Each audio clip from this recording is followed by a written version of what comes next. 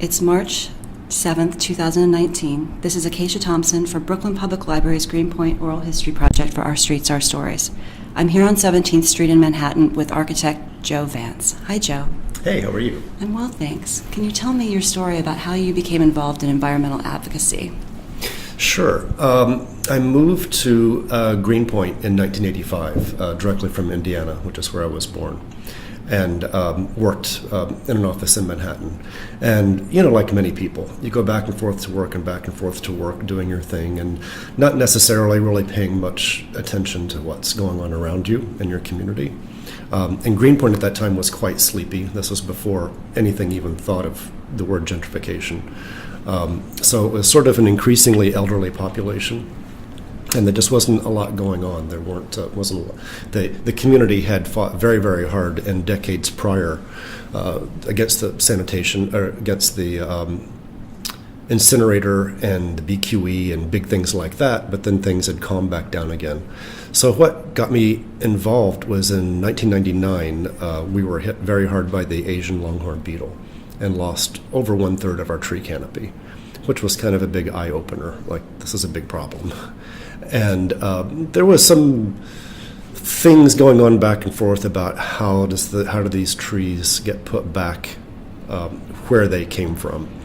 There were some that wanted the X number of trees to be distributed evenly throughout CB1 as opposed to putting them back literally where they came down. And that galvanized a bunch of us in the community. And so we gathered together and successfully got the trees back where they should be. And as part of that effort, I just became aware of other community things. That's when I first realized that, we were home to 1/3 of all solid waste transfer stations in the city, and that our sewage treatment plant was the largest in the Northeast, and there were severe problems with asthma and things like that. So that's how I began being involved. The next big step was the Con Ed Keyspin power plant that was proposed for the Greenpoint Terminal Market site. That was a really, really big one. That was huge. And that was what really, really brought everyone in the community together. It didn't matter who they were or what organization they were. And I became very involved because that was it's one thing to get people together and oppose it and write letters and have protests and all that stuff, but these things are fairly technical, and nobody's going to want a power plant in their backyard. So I was fortunate that at the time some key people happened to recently move in. So it was especially myself and Adam Perlmutter, who's an attorney, and I can't remember his name. We'll have to dig this up. Peter, can't remember his last name, was an environmental scientist, and some other people. So what we did was put together 4 position papers using lots of information that people in the community had provided about studies that had been done, state waterfront management plans, and our own 197A plan, which was still in the process of being ratified, and lots of other documentation. And instead of just saying, don't put it here because we don't want it, we gave quite specific technical and planning reasons why it didn't conform to prior planning studies that had been done by the city and the state. So we defeated that. And that organization at the time was called Greenpoint Waterfront Association for Parks and Planning.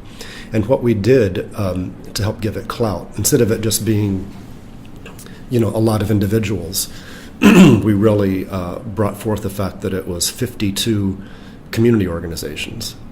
And those 52 organizations were on our banner, and we made sure to get those 52 organizations to sign off on every position we made.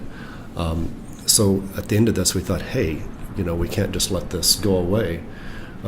We've got the community banded together, let's do something with it. So we morphed into Greenpoint Waterfront Association for Parks and Planning, and kept it still an organizational-based organization, and went on to tackle parks and open space issues as well as other things.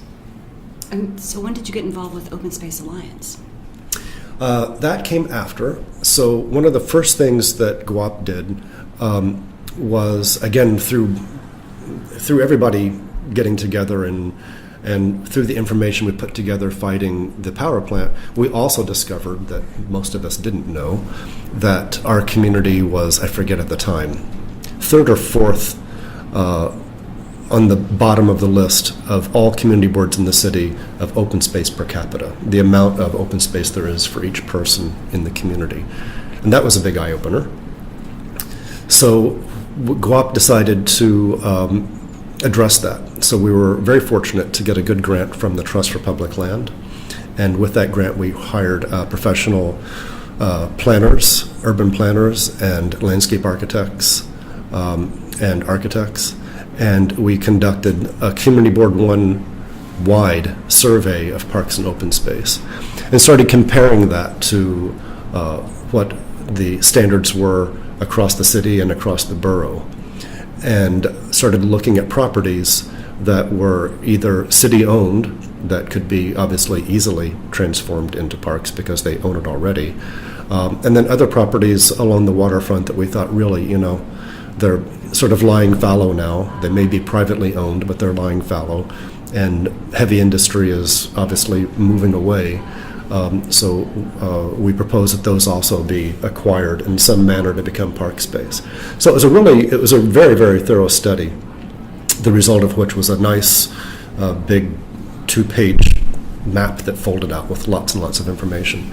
And we were actually still in the process of wrapping that up when the city in late 2000 announced the rezoning of the waterfront. And we were in the middle of all of this, and the community board got very, very well organized. And they, I think there were 6 or 8 people that they specifically asked to help represent the community board on the various issues involved in the rezoning. There were individuals that took the lead on affordable housing, on maintaining light manufacturing in the community, on height and bulk of buildings, to be able to try to argue against the bigger towers. And then I was charged with parks and open space. So for 5 long years,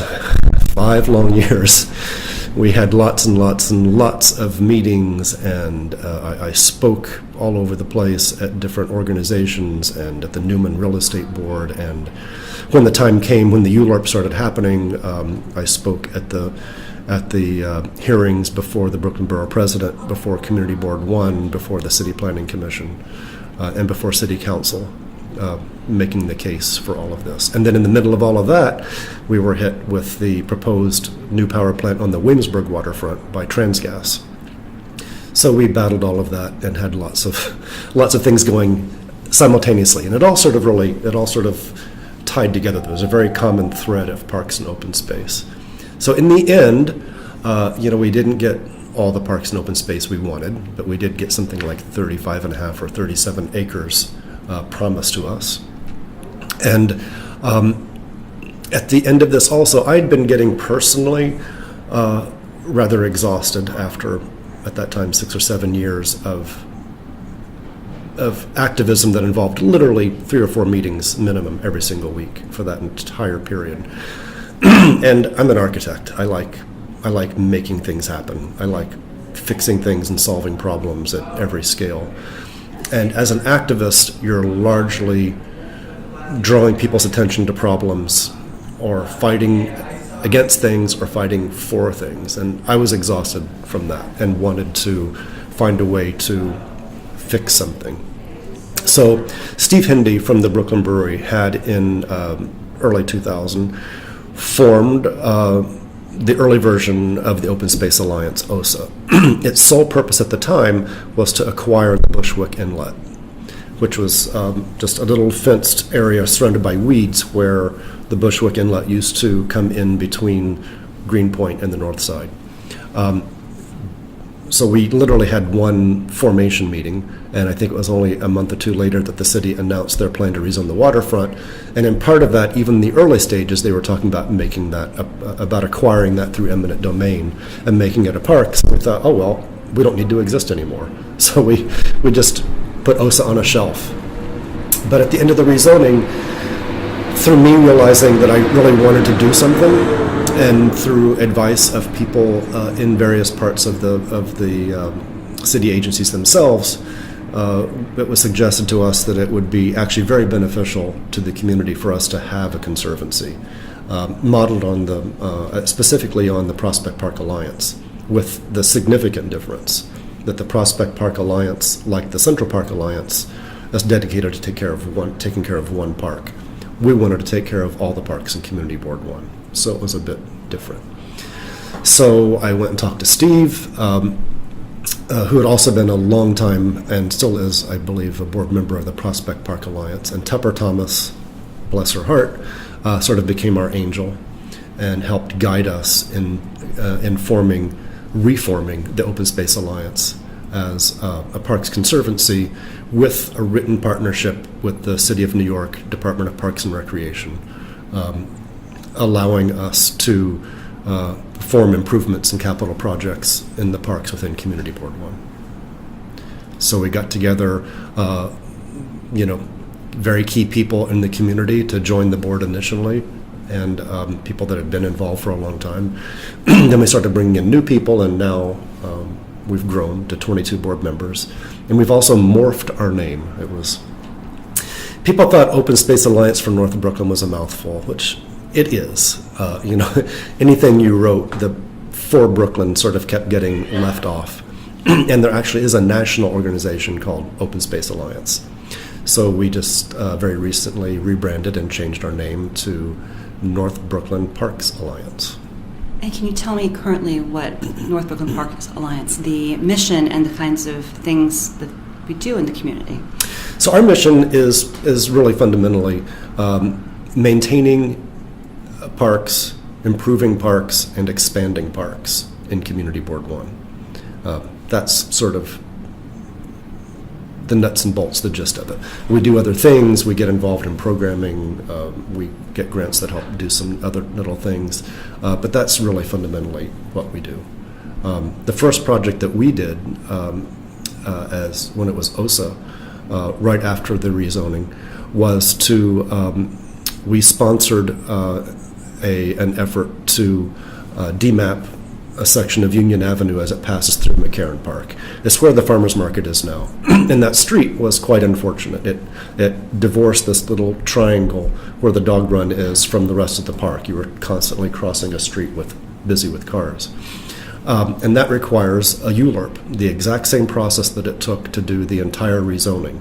And the city was not going to pay for that, so we paid for that. It was between $40,000 or $50,000 that we paid to the consultants required to conduct that multi-year long effort, as well as our staff time managing it. And in the end, it became parkland. So it's no longer a mapped street, it's mapped as parkland and blocked off to traffic. And eventually we will foster a project to remove the sidewalks and the street bed and literally green it all in working with the Parks Department.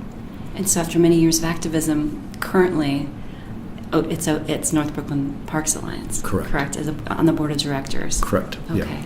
And then our current big project, in conjunction with State Department of Transportation, is very, very exciting.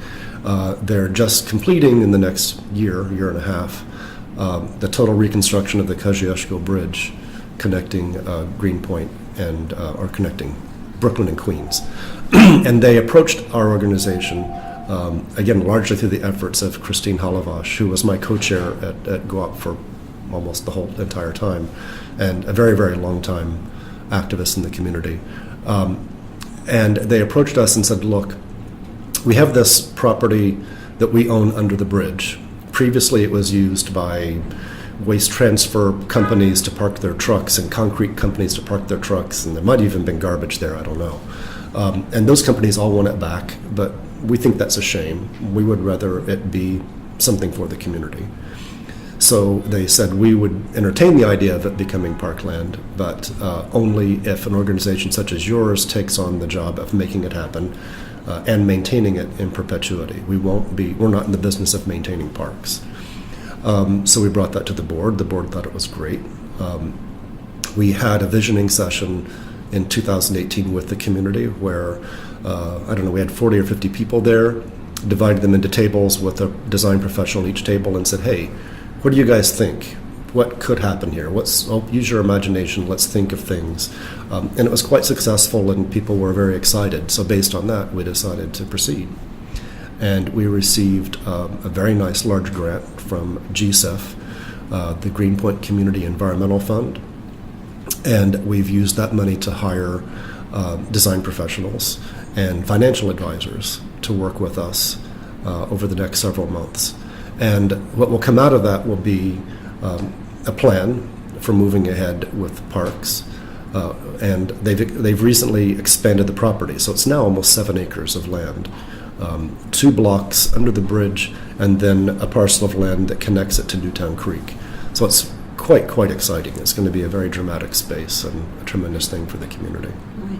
Maybe you could talk a little bit about why it is so important that we have more open space in this part of Brooklyn. Yeah, so the long and the short of what happened, even though we were getting 35 acres of new parkland, what that actually does, because it's projected the population will increase by 40,000 in Community Board 1. So basically what that did was get us right back to where we were in 2000, when we already knew that we didn't have enough park space.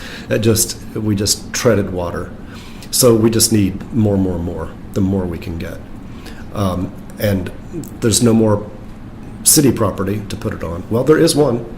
There are 2 blocks on the waterfront just south of the Williamsburg Bridge owned by the city that we are campaigning for that. It's right now being used by DCAS, and literally here's prime waterfront land being used by the city entity that builds stages for municipal events and municipal parties and things that should not be there. So that's the last piece that the city has. Otherwise, it's all private property, and how does that become parkland? Certainly Domino, that was a tremendous thing they did.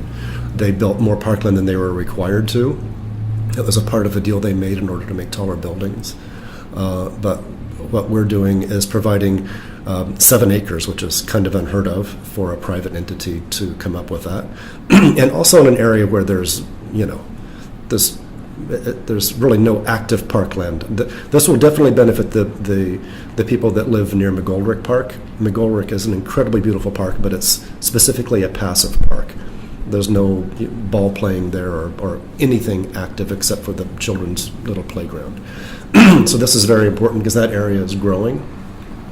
All that community, that portion of Greenpoint, the population is growing, and bits of what we refer to as Italian Williamsburg are also in walking distance, is absolutely growing.